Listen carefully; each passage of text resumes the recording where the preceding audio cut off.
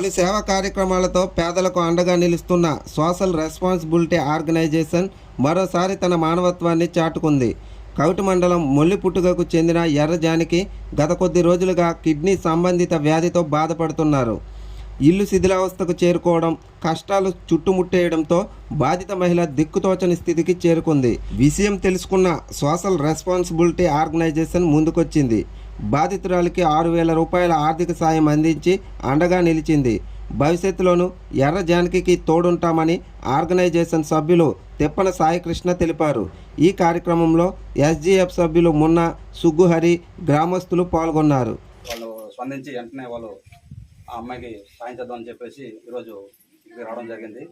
వాళ్ళకి తోచిన సాయం ఒక 6,000 రూపాయలు వాళ్ళు అందజేశారు.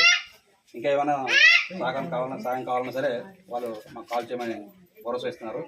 దయచేసి మిగతా సభ్యులు కూడా, మిగతా గ్రూపుల వాళ్ళు కూడా ఈమెకి వచ్చి సహాయపడతారని కోరుకుంటున్నాం. ముఖ్యంగా విలేజ్లో నాయకులు, చాలామంది ఉద్యోగస్తులు కూడా ఉన్నారు ఈ పంచాయతీలో. వాళ్ళకి కూడా నేను రిక్వెస్ట్ చేస్తున్నాను, ఇలాంటి పేదలకు మీరు కనికరించి చూసుకొని వాళ్ళకి స్పందించి మీకు తోచిన సాయం చేస్తే బాగుంటుందని నేను ఎస్జీఎఫ్ ఫౌండేషన్ తరఫున నేను కోరుతున్నాను. Thank you.